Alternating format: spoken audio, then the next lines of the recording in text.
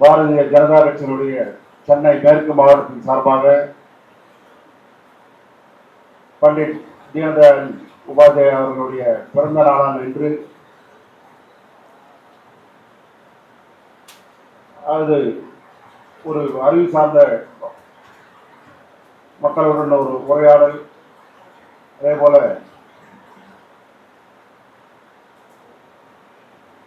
நம்முடைய பாரத பிரதமர் திரு நரேந்திர மோடி அவர்களுடைய 75வது பிறந்த நாளை சேவை 2 வாரங்களாக கொண்டாடக்கூடிய இந்த வேளையிலே நமக்கு சிறப்பு அழைப்பாளராக வருகை புரிந்துள்ள புகழ்பெற்ற கோலாகல டிவியினுடைய சேனலுடைய உரிமையாளரும் மூத்த பத்திரிகையாளருமான நமக்கெல்லாம் நிறைய விஷயங்களை எடுத்துக்கூற வருகை புரிந்துள்ள கோலாகல ஆர் சீனிவாசன்ஜி அவர்களை இந்த மாவட்டத்தின் சார்பாக அன்போடு வருக வருக என வரவேற்கின்றோம்.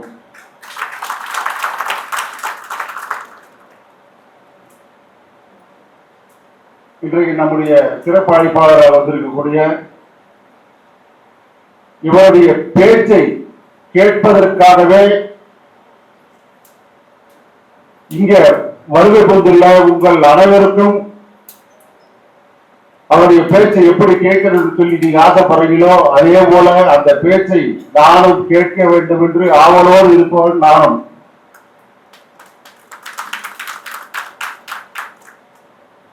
அது அவர் நடத்தக்கூடிய அந்த சேனல்லையே எந்தவித ஒரு பயமும் தயக்கமும் இன்றி அவர் மனதில் பட்டதை தெளிவாக சொல்லக்கூடிய ஒரு மனிதர்.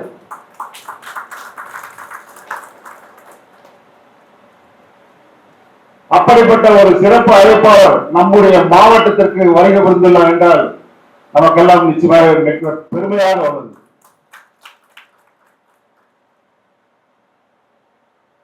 மற்றும் இந்த நிகழ்ச்சிக்கு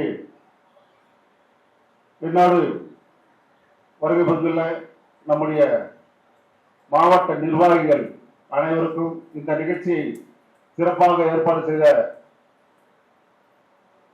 இந்த நிகழ்ச்சியுடைய ஏற்பாட்டாளர் கதிராம் அவர்களுக்கும், புனிதா சிவா அவர்களுக்கும், வள்ளி பழனியப்பன் அவர்களுக்கும் மற்றும் இந்த நிகழ்ச்சிக்கு யாரெல்லாம் ஒத்துழைத்தார்களோ உங்கள் அனைவருக்கும் என் சார்பாகவும் மாவட்ட சார்பாகவும் மனமார்ந்த வாழ்த்துக்களை தெரிவித்துக் கொள்கிறேன். இன்றைக்கு நம்முடைய பண்டிட் தீனதயாள் உபாத்யாயா அவர்களுடைய பிறந்த தினம். இந்த பண்டிட் தீனதயாள் உபாத்யாயா அவர்கள் 1916ஆம் ஆண்டு உத்தரப்பிரதேசத்தில் பிறந்திருக்கிறார். இன்றைய தினம் அவரோட நிறைய விஷயங்கள் பார்த்தீங்கன்னா ஒரு தேசத்தை சார்ந்ததாகவே இருந்திருக்கு. இன்றைக்கு பாத்தீங்கன்னா நிறைய கட்சிகள்ல இதுக்கு முன்னாடி ஆண்ட கட்சிகள் அவங்களுடைய சுய லாபத்திற்காக மட்டுமே ஒரு கட்சியை வைத்து அதே போல வாரிசு அரசியல் செய்தவர்கள் தான்.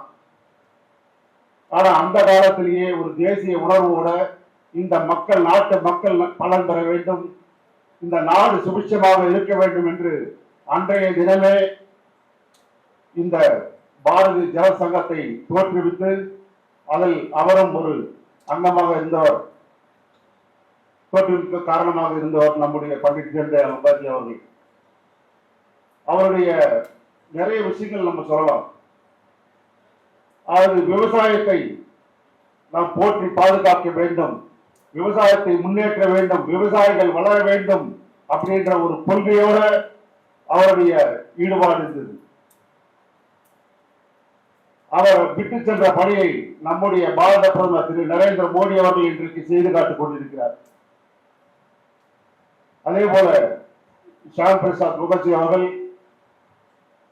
காஷ்மீரை நம்மோடு இணைக்க வேண்டும் என்று ஒரு பெரிய போராட்டத்தை எல்லாம் நடத்தி காஷ்மீருக்கு சென்று அவர் திரும்பி வரும்போது அவர் அகலமாக இருந்தார். அதே போல 1968ஆம் ஆண்டு நம்முடைய பண்டிட் தீனதயாள் உபாத்யாயா அவர்கள் அது ரயிலில் சென்று கொண்டிருக்கும் போது ஒரு மர்மமான முறையில் மரணம் அடைந்திருக்கிறார். அன்னைக்கு வந்து இந்த காங்கிரஸ் கட்சி ஆண்டு கொண்டிருக்கிற பொழுது ஒரு மிக மோசமான ஒரு ஆட்சியை நடத்தி கொண்டிருந்தார்கள் இந்த காங்கிரஸ். இது போல நிறைய விஷயங்களை நம்ம சொல்லிட்டே இருக்கலாம். இந்த விஷயங்களை நான் பேசுறதை விட நம்முடைய சிறப்பு அழைப்பாளர் அவர்கள் பேசும்போது இன்னும் எல்லாம் விரிவாக எடுத்துரைப்பார். நமக்கெல்லாம் அந்த பேச்சை கேட்பதற்காக நாங்கள் எல்லாரும் ஆவலுடன் இருக்கிறோம் என்று கூறி இந்த வாய்ப்பிற்கு நன்றி கூறி விடைபெறுகிறேன். நன்றி, வணக்கம். அமர்ந்திருக்கக்கூடிய பாரதிய ஜனதா கட்சியின் சென்னை மேற்கு மாவட்ட தலைவர் அம்பத்தூர் பாஸ்கர் அவர்களே, துணைத் தலைவர் நடராஜ் அவர்களே, மாவட்ட தொழில் பிரிவு செயலாளர் புனிதா சிவா அவர்களே, மற்றும் இங்கு கூடியிருக்கக்கூடிய ஒவ்வொருவருக்கும் என்னுடைய வணக்கத்தை தெரிவித்துக் கொள்கிறேன். ஆக்சுவலாக இன்னைக்கு இந்த டைத்தில் அது ஒரு ஒர்க்கிங் டைம். இதில் இவ்வளவு பேர் இங்கே கூடியிருப்பீங்க அப்படின்னு நான் எதிர்பார்க்கவே இல்லை. ஒரு பெரும் திரளாக வந்திருக்கிறீர்கள். முதல்ல உங்களுக்கு என்னுடைய நன்றி. ஏன்னா இன்னைக்கு பேச போகிறது டே டு டே அரசியலில் கொஞ்சம் டெக்னிக்கலான சப்ஜெக்டு, பொருளாதாரம், இது எல்லாமே பேச போகிறோம். அப்படிங்கிறப்ப இதை தெரிந்து கொள்வதற்கு இத்தனை பேர் ஆர்வமாக வந்திருப்பது அப்படிங்கிறது எனக்கு மகிழ்ச்சி தருகிறது. இங்கே என்னை இன்ட்ரடியூஸ் பண்ணி பேசுகிறப்ப அவங்க சொன்னாங்க, தொலைக்காட்சியில் வராத விஷயங்கள், மூடி மறைக்கப்பட்ட விஷயங்கள், இதையெல்லாம் இவர் அம்பலப்படுத்தி வந்திருக்கிறார் அப்படின்னு சொல்லிட்டு என் சேனலை பற்றியெல்லாம் சொன்னாங்க. ஆக்சுவலாக இப்படி ஒரு சேனலை நான் உருவாக்கணும் அப்படின்னு கற்பனை கூட பண்ணது கிடையாது. அந்த ஒரு ஐடியாவே எனக்கு இருந்தது கிடையாது. அப்படி ஒரு ஐடியா வந்ததுக்கு தற்செயலான ஒரு காரணம் அது ஒன்று இருந்தது. ஒரு காரணம் ஏற்பட்டது. எப்படின்னா உங்க எல்லாருக்கும் நினைவில் இருக்கும், இதுக்கு முன்னால் டொனால்ட் ட்ரம்ப் அவர்கள் ஃபர்ஸ்ட் டைம் அதிபராக இருந்தபோது அகமதாபாத்துக்கு வந்திருந்தார். அங்கே வந்து மோடி அவர்களும் ஜாயின் பண்ணாங்க. 2 பேரும் சந்திச்சாங்க. அன்னைக்கு ஒரு பெரிய ஸ்டேஜ், பெரிய ஷோ, 2 பேரும் கையசைச்சாங்க. கிட்டத்தட்ட ஒரு 3 மணி நேரம் 4 மணி நேரம் அது வந்து போச்சு. இது எல்லாருக்குமே தெரியும். அன்னைக்கு வந்து ஒரு பெரிய ரோட் ஷோ இருந்தது. இது எல்லாம் அப்போ தமிழகத்தின் முன்னணியில் இருக்கக்கூடிய மிக பிரபலமான ஒரு சேனல், இந்த சேனல் பேர் வேண்டாம், அந்த சேனல் வந்து இந்த 4 மணி நேரம் கவர் பண்றதுக்கு விவாதத்தில் 4 hours நீங்க எங்களோட இருக்கணும் சார்னு சொல்லி ரிக்வஸ்ட் பண்றாங்க. சரி அப்படின்னு சொல்லிட்டு நான் அந்த ஸ்டூடியோவுக்கு போறேன். இவர் ட்ரம்ப் வந்து இறங்கினது இந்த நிகழ்ச்சி முடிச்சு அவர் போகிற வரை கிட்டத்தட்ட 4.5 hours நாங்கள் வந்து பேசியிருக்கேன். கூடவே இருந்திருக்கேன். நிறைய அந்த டிபேட்டு போயிட்டே இருக்கு. இல்லை ஸ்டூடியோலேயே உட்காந்து நான் 4-4.5 மணி நேரம் பேசியிருக்கேன். அதில் பல விஷயங்களை நாங்கள் விவாதிக்கிறோம். அதில் அந்த நெறியாளர் வந்து ஒன்று கேட்குறாரு, நீங்கள் இப்போ இதை பார்க்குறீங்க, இந்த மாதிரி நேற்றுக்கு ட்ரம்ப் வர்றதுக்கு முன்னால் ஒரு விஷயம் சொல்லியிருக்காரு. இவ்வளவு நெருக்கமாக அவர் மோடிக்கு இருந்தாலும் நேற்றைக்கு ஒரு விஷயத்தை ட்ரம்ப் சொல்லியிருக்கிறார். அது என்னன்னா, இந்தியாவில் மத சுதந்திரம் என்பது ரொம்ப பாதிக்கப்பட்டிருக்கு, அந்த அளவுக்கு மத சுதந்திரம் இல்லை அப்படின்னு வெள்ளை மாளிகை ஒரு அறிக்கை வெளியிட்டிருக்கேன். அது என்னன்னு கேட்குறாங்க. அதுக்கு நான் ஒரு பதில் சொல்கிறேன். அதாவது ஒரு அமெரிக்காவோ ஐரோப்பிய பார்வையில் மத சுதந்திரம் என்பது வேறுபட்டது. அங்கே மத சுதந்திரம் அப்படிங்கிறதை அவங்க எப்படி புரிஞ்சுட்டு இருப்பாங்க அப்படின்னா, கிறிஸ்தவ மதத்துக்கு ஒருவரை மாற்றுவதற்கு உகந்த சூழல் இருந்தால் அங்கு மத சுதந்திரம் இருக்குன்னு அர்த்தம். அப்படி இல்லைன்னா மத சுதந்திரமே இல்லைன்னு சொல்லுவாங்க. ஆனா இந்த ஒரு ஆச்சரியமான விஷயம் என்னன்னா, இப்படி மத சுதந்திரம் இல்லைன்னு இந்தியாவை குற்றம் சாட்டுவாங்க. ஆனால் அவர்களுடைய பட்டியலில் எந்த இஸ்லாமிய நாடுகளும் இடம் பெறாது. எப்படி மதம் மாறுவதற்கு உகந்த சூழல் ஒரு நாட்டில் இருந்துட்டால் அது மத சுதந்திரம் இருக்குன்னு அர்த்தம், அவங்களுடைய பார்வை அது. ஆனா இஸ்லாமிய நாடுகள்ல அதற்கான வாய்ப்பு எவ்வளவு கூட கிடையாது. ஆனா அந்த லிஸ்ட்ல இஸ்லாமிய நாடுகளே இருக்காது. இது எப்படி அப்படிங்கறதெல்லாம் சுட்டி காட்டி, இது வந்து ஒரு ஐரோப்பிய பார்வை, இது அவங்களுடைய கருத்து. இதை வந்து மோடி என்கேஜ் பண்ண மாட்டாரு. இதுக்கு ஒரு சின்ன உதாரணம் சொல்றேன்னு சொல்லி ஒரு முக்கியமான விஷயமும் சொல்லியிருந்தேன். அது என்னன்னா, மோடி 2014 ஆட்சிக்கு வருகிறார். அதுக்கு முன்னால கிட்டத்தட்ட ஒரு 28 ஆண்டுகளாக இந்தியாவில் கம்பேஷன் இந்தியா அப்படிங்கிற ஒரு தொண்டு ஸ்தாபனம். அது ஒரு கிறிஸ்தவ சமய தொண்டு ஸ்தாபனம். அது இந்தியாவில் என்னன்னா பழங்குடியின குழந்தைகளுக்கு சேவை செய்வதாக சொல்லி மதமாற்றத்தில் ஈடுபட்டு வந்தது. அப்படிப்பட்ட ஒரு இது. இவர் நம்மகிட்ட வந்ததுமே முதல்ல ஆப்படிப்பார்ல, என்ன பண்ணார் அப்படின்னா ஹோம் மினிஸ்ட்ரி வாயிலாக தான் நீங்க உள்ள வரணும். அங்கேருந்து எந்த ஃபண்டு வந்தாலும் ஹோம் மினிஸ்ட்ரி வாயிலாக தான். ஹோம் மினிஸ்ட்ரி வந்து ஓகே பண்ணா மட்டும்தான் இந்த ஃபண்டு நுழைய முடியும் அப்படின்னு சொல்லி பல ரெஸ்ட்ரிக்ஷன்ஸ் கொண்டு வந்து இந்த கம்பேஷன் இந்தியாவுக்கு அமெரிக்காவிலேருந்து வரக்கூடிய வருஷம் 300லேருந்து 450 கோடி வரும். அதை ஃபுல்லாக பிளாக் பண்ணார். தொடர்ந்து அமௌண்ட்டே கிடைக்கலைன்னா இவங்க வெளியே போய் கடைசியில் இது எப்படி எந்த இடத்துக்கு போச்சுங்கிறத சொல்கிறேன். கம்பேஷன் இந்தியா இந்த மாதிரி தங்களுக்கு ஃபண்டு கிடைக்கலன்னதும் அவங்க அமெரிக்க பிரசிடென்ட்டாக அப்போ இருந்த பாரத் ஒபாமாட்ட புகார் சொல்றாங்க. ஒரு கிறிஸ்தவ சமய மிஷனரி ரொம்ப சர்வசாதாரணமா அமெரிக்க அதிபரை தொடர்பு கொள்ள முடியுது. அதுதான் ரொம்ப முக்கியமான விஷயம். அப்போ ஒபாமா வந்து இந்தியாவுக்கு வந்திருக்கிற சூழ்நிலையில ஒபாமாட்ட மோடியும் ஒபாமாவும் தனியாக பேசுகிறார்கள். அந்த தனிப்பட்ட பேச்சில் ஒபாமா இந்த விஷயத்தை ரைஸ் பண்றாரு. கம்பேஷன் இந்தியாவுக்கு நீங்க அனுமதி கொடுக்கணும். ஒரு அமெரிக்க அதிபரே கேட்கிறார், முகத்தில் அடிச்ச மாதிரி நோன்னு சொல்ல முடியாது. அப்போ மோடி சொல்றாரு, அவங்க தொண்டுன்னு சொல்றாங்க, அதை மட்டுமே செய்திருந்தால் எங்களுக்கு எந்த பிரச்சனையும் இல்லை, அதை தாண்டி வேற சில காரியங்களை செய்யறாங்க, வேணும்னா ஒன்று செய்யலாம். அது வந்து அமெரிக்காவில் ரிஜிஸ்டர் பண்ண ஒரு அமைப்பு, பேசாம இந்தியாவில் இருக்கக்கூடிய நாங்க சஜஸ்ட் பண்ற ஒரு அமைப்போட சேர்ந்து வேணா அவங்க வேலையை பார்க்கட்டும், அப்படின்னா நாங்க இதுக்கு ஓகே பண்றோம். ஒபாமாக்கு ரொம்ப சந்தோஷம், நம்ம இதுக்கு மோடி ஒப்ளைஜ் பண்ணிட்டாரு அப்படின்னு. அந்த தகவலை கம்பேஷன் இந்தியாவுக்கு அவர் பாஸ் பண்ணிடுறாங்க. அதுக்கப்புறம் அமெரிக்காவில் வச்சு நம்முடைய தூதரகத்தின் மூலமாக கம்பேஷன் இந்தியாவுடைய சிஓட பேச்சுவார்த்தை நடக்குது. அந்த பேச்சுவார்த்தையில் என்னன்னா, இந்தியா சார்பில் ஒரு அமைப்பு மத்திய அரசு வர்ற செவ்வாய்க்கிழமை உங்களுக்கு சஜஸ்ட் பண்ணும், அவங்களோடு சேர்ந்து நீங்க உங்க தொண்டை நடத்திக்கலாம். அவங்களுக்கும் ரொம்ப மகிழ்ச்சி. செவ்வாய்க்கிழமை திரும்ப அதே ஹோட்டலில் சந்திக்கிறாங்க. அவங்களுடைய பிரதிநிதிகள் வர்றாங்க. இந்தியா சார்பில் இந்திய தூதரக அதிகாரிகள் போறாங்க. அவங்க சொல்றாங்க, அரசு சார்பில் உங்களோடு சேர்ந்து இயங்கக்கூடிய அமைப்பின் பெயர் அறிவிக்கப்பட்டு விட்டது, இதுதான் அந்த அமைப்பின் பெயர் அப்படின்னு சொல்லி ஒரு அமைப்பை காட்டுறாங்க. ஷாக் ஆயிட்டாங்க. அந்த அமைப்பின் பெயர் RSS. எப்படி RSS சேர்ந்து செய்யுங்க. இதை தொடர்ந்து கம்பேஷன் இந்தியா என்ன செய்தது அப்படின்னா, எங்களுடைய 30 ஆண்டு கால சேவையை நாங்கள் இன்றோடு முடித்துக் கொள்கிறோம், குட் பை இந்தியா அப்படின்னு ஒரு அறிவிப்பு வெளியிட்டு வெளியேறினாங்க. எங்களுக்கும் இப்போது இருக்கக்கூடிய அரசாங்கத்துக்கும் இடையில் சித்தாந்த முரண்பாடு இருக்கின்ற காரணத்தினால், அதாவது ஐடியாலஜிக்கல் கான்ட்ரடிக்ஷன் இருக்கின்ற காரணத்தினால் நாங்கள் விடைபெறுகிறோம் அப்படின்னு சொல்லிட்டு வெளியேறினார். இதை நான் சொல்லி, இதை வந்து அந்த தொலைக்காட்சியில் சொல்லி, இப்படியெல்லாம் இதுக்கு முன்னாலே நடந்திருக்கு, அதனால தொண்டு சுதந்திரங்கிற அவர்களுடைய பார்வையே வேறன்னு இவ்வளவு நான் சொல்லியிருக்கேன். என்னாச்சுதான் இது ஃபுல்லா ஏர்ல போயாச்சு.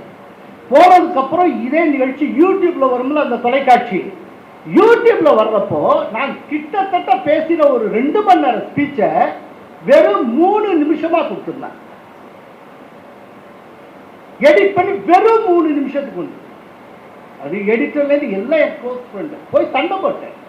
அப்பதான் நான் ஒன்னு ரியலைஸ் பண்ணேன், இனி இந்த சேனல்ஸ் வாயிலாக நம்முடைய கருத்தை நாம் கொண்டு போய் சேர்க்கணும் நினைக்கிறது ஒரு பெரிய முட்டாள்தனம். நம்முடைய கருத்தை கொண்டு போய் சேர்க்க நமக்கென்று ஒரு மீடியா இருக்கணும். அப்படி இருந்தால்தான் தங்கு தடை இல்லாமல் நினைத்ததை நாம் கொண்டு போய் சேர்க்க முடியும். இவங்க வழியா நம்ம சொல்லணும்னா இவன் இடம் கொடுத்தா தானே உண்டு, இல்லைன்னா அடுத்தவன் தயவுல நம்ம செய்தியை கொண்டு போயிட்டே இருக்க முடியாது, நாமே கொண்டு போய் சேர்க்கணும். இந்த ஐடியா தான் கொரோனா டைத்துல இந்த சேனல்ல நம்ம ஆரம்பிச்சோம். இது வந்து அவங்க சொன்னதுக்காக இந்த நினைவலைகளை நான் இங்க பகிர்ந்துக்கிறேன். இன்றைக்கு தீனதயாள் உபாத்தியாயுடைய பிறந்த நாள். அது சுதேசி, ஜிஎஸ்டி வரி குறைப்பு, இதையெல்லாம் பற்றி நாம் கொஞ்சம் சிந்திக்க போகிறோம். பண்டிட் தீனதயாள் உபாத்தியாயஜி 1916 இதே நாளில் செப்டம்பர் 25ஆம் தேதி கிருஷ்ண பகவான் அவதரித்த அந்த மதுராவுக்கு அருகில் பிறந்தார். ரொம்ப சின்ன வயசுல கஷ்டப்பட்டார். அவர் தன்னுடைய 8 வயசுல அப்பா அம்மா 2 பேரையுமே இழந்தவர். கடைசி வரைக்கும் தன்னுடைய தாய்மாமன் வளர்ப்பிலேயே வளர்ந்தவர். படிச்ச காலத்துல அந்த காலத்திலேயே ஸ்கூல்ல வந்து கோல்டு மெடலிஸ்ட். அன்னைக்கு அங்க இருந்த அரசர் அவரை பாராட்டி அவருக்கு கோல்டு மெடலும், அந்த காலத்திலே புத்தகம் வாங்குவதற்கு 250 ரூபாய் உதவி பணமும் கொடுத்து மாசத்துக்கு 10 ரூபாய் ஸ்காலர்ஷிப்பும் கொடுத்தாங்க. அதுக்கப்புறம் பிஏ, அதுக்கப்புறம் எம்ஏ லிட்ரேச்சர் படிக்கிறப்போ ஆர்எஸ்எஸ் தொடர்புனால அவர் பாதியில வெளியே வருகிறார். அதற்கப்புறம் தீவிரமாக ஆர்எஸ்எஸ்ல இயங்குகிறார்.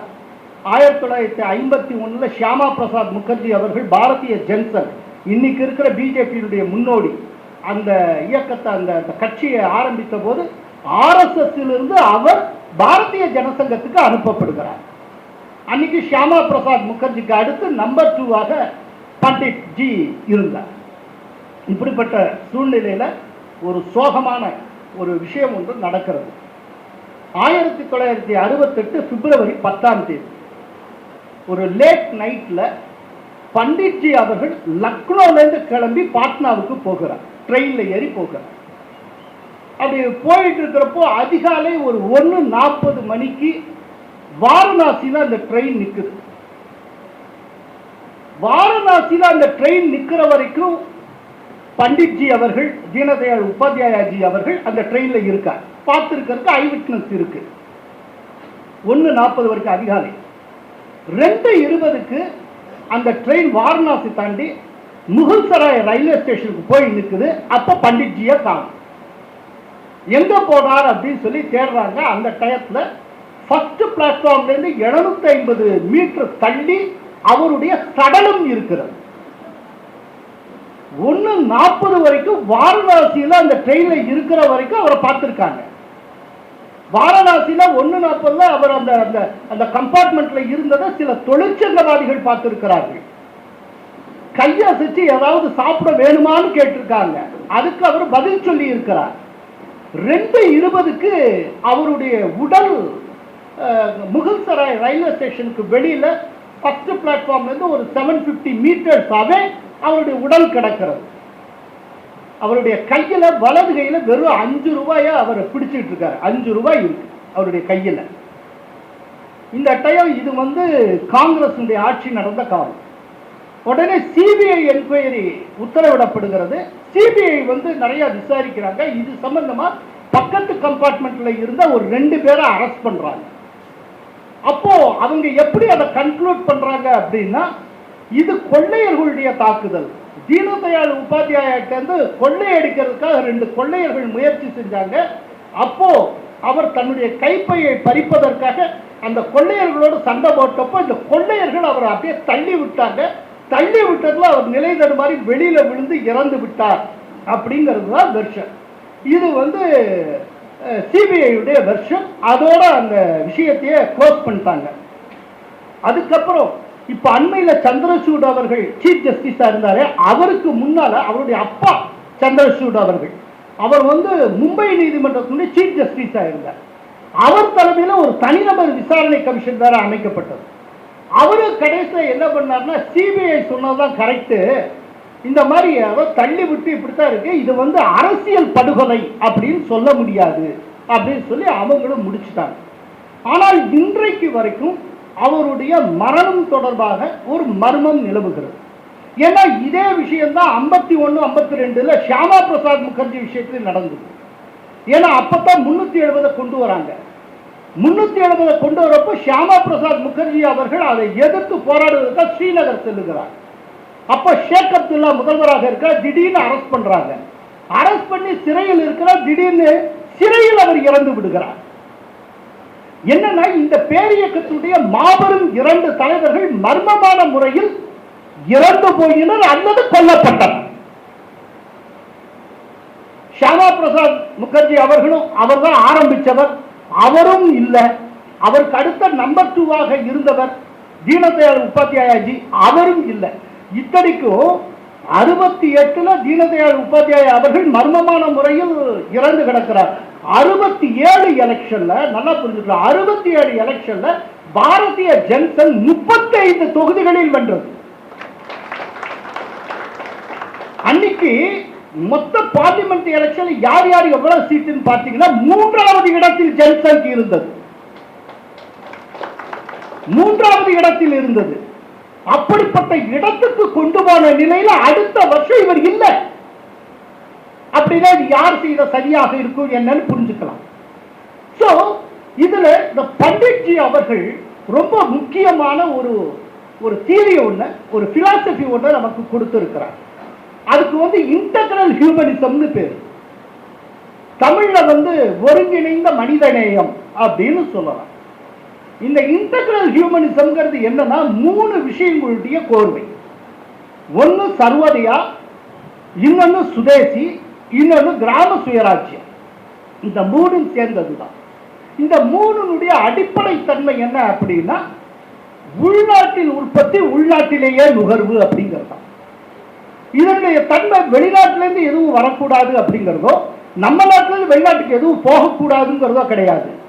வெளிநாட்டவர் தயவில் நாம் எந்த காலமும் இருந்துவிடக் கூடாது என்பதுதான். இது மற்றவர்களை காட்டிலும் நமக்கு இந்த உணர்வு அதிகமாகவே இருக்கும். ஏன்னா கிட்டத்தட்ட ஒரு 900 ஆண்டு காலம் ஆப்கான்ல இருந்தும் மற்ற இடத்துல இருந்தும் வந்த முகலாயர்களால் நாம் அடிமைப்பட்டு கிடந்திருக்கிறோம். அதுக்கப்புறம் ஒரு 300 ஆண்டு காலம் ஐரோப்பாவிலிருந்து வந்த டச்சுக்காரர்கள், போர்ச்சுகீசியர்கள், பிரெஞ்சு, பிரான்ஸ், பிரிட்டன், இவர்களுக்கு அடிமைப்பட்டு கிடந்தோம். சோ வெளிநாட்டவர்களால் நாம் என்னென்ன வதைப்பட்டோம்ங்கிறத 1200 ஆண்டு காலமாக நாம் அனுபவித்து வந்திருக்கிறோம். அதனால இந்த வெளிநாட்டவர்களால் எவ்வளவு துயரம் நேரும் என்பதற்கு அனுபவபூர்வமாக ஒவ்வொரு இந்தியனும் சாட்சியாக இருக்கிறார். அப்படிங்கிறப்போ வெளிநாட்டை நம்ம நம்பி இருக்க முடியாது. வெளிநாட்டை பயன்படுத்திக் கொள்ளலாம், ஆனால் வெளிநாட்டை சார்ந்து இருக்கக்கூடாது. நீங்க வெளிநாட்டை யூஸ் பண்ணிக்கணும், உங்க பர்பஸுக்கு நீங்க பயன்படுத்திக்கணும், ஆனால் வெளிநாட்டை டிபெண்ட் பண்ணி இருக்கக்கூடாது. இதைத்தான் மோடி அவர்கள் ரொம்ப தெளிவாக உணர்ந்திருந்தார். மோடி அவர்கள் ரொம்ப ரொம்ப முக்கியமான வரலாற்று சிறப்பு மிக்க ஒரு உரையை அவர் அண்மையில் நிகழ்த்தினார். ஆக்சுவலா நம்ம துரதிருஷ்டம் பிடிச்ச மீடியாக்கள் இந்த உரையை ஒளிபரப்பவே. இது ரொம்ப ரொம்ப வரலாற்று சிறப்பு மிக்க உரை. ஆகஸ்ட் 27ஆம் தேதி அஹமதாபாத்துக்குள்ள இருக்கக்கூடிய ஹன்சல்பூர் அப்படிங்கிற இடத்துல மாருதி சுசுகி தொழிற்சாலை இருக்கிறது.